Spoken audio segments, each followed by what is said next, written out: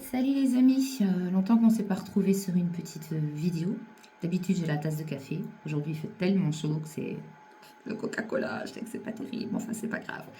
Voilà les copains, je voulais partager avec vous un sujet euh, qui peut être un peu délicat, mais je voulais vraiment le partager avec vous. En fait dans la vie, il nous arrive parfois de ressentir des douleurs profondes parce que on a été trahi. On a été trahi par un membre de sa famille, par un ami, par même un petit ami, quelqu'un qu'on aimait du plus profond de notre cœur. Et euh, on avait passé notre confiance dans cette personne, on avait mis toute notre affection en lui, et cette personne, ben, elle nous trahit. Et ça fait très mal. Et surtout que, ben voilà, on discute, on se confie des choses, on croit aux paroles, on croit à ce que les gens nous disent, on ne se méfie pas. Et pourtant, voilà, tout d'un coup, du jour au lendemain, cette personne nous trahit et nous fait terriblement mal. Et je voulais partager ce sujet avec vous aujourd'hui parce que, comme beaucoup de personnes, ben, cette douleur, je la connais. Je la connais, je l'ai vécue à plusieurs reprises. Et je voulais avec vous partager, explorer un peu ce que la Bible dit quand quelqu'un que l'on aime, un ami, nous trahit. Parce que Jésus, cette trahison, il l'a connue. Et comment est-ce qu'on peut finalement surmonter cette épreuve et sortir grandi spirituellement? La trahison d'un ami, ça blesse le cœur. Ce sont des rêves partagés, des secrets confiés, des espoirs reposés sur cette personne, et puis là, paf, tout s'effondre. Et il est normal qu'on éprouve de la tristesse, de la colère, de la honte, et même un désir de se retirer du monde ou de se venger. Voilà. Et en premier lieu, ce qu'il faut faire, les amis, c'est faut pas la refouler, cette colère. Il faut la vivre. Et parfois on pleure. Et il est dit dans le psaume 56, verset 9, que Dieu accueille nos larmes. Hein. Et puis n'hésitez pas à prendre du recul, il faut respirer, il faut prier, faut lâcher prise, les amis. Et pourtant, c'est pas évident. Et Jésus, dans la dernière scène, il sait que son ami, Judas, va le trahir.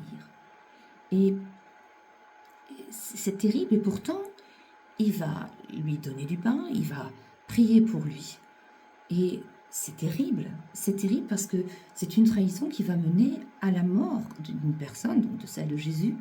Et pourtant, je crois que si on pardonne, mais la colère, quelque part, ce poids de colère que l'on porte, ce fardeau, eh ben, il va tomber. Voilà. Et ce qui nous donne la force de pardonner, les amis, c'est le Saint-Esprit.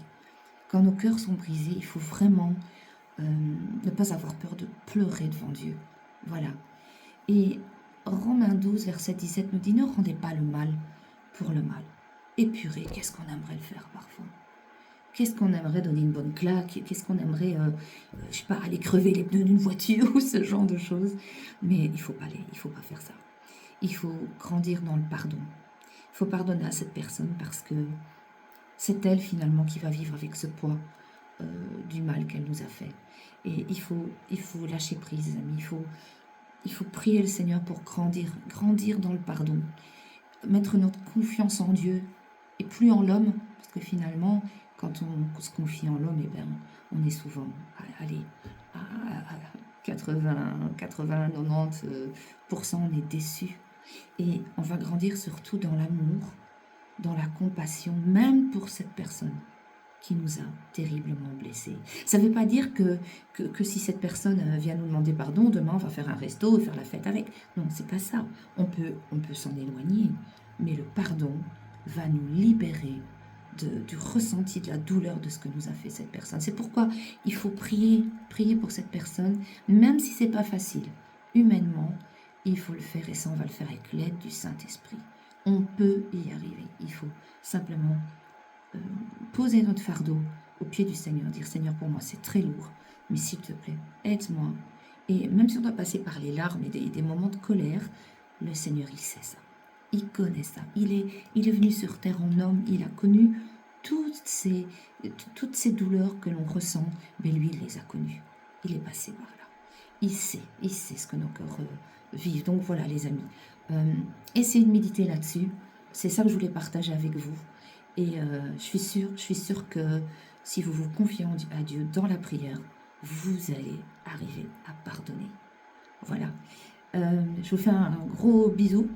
Et puis voilà, c'est ce que je voulais partager avec vous et je vous dis à très bientôt et méditez là-dessus les amis, vous allez voir, vous allez grandir et vous allez être heureux et léger. Voilà, je vous embrasse très fort, soyez bénis et à ciao ciao, à très bientôt les amis, bisous bisous.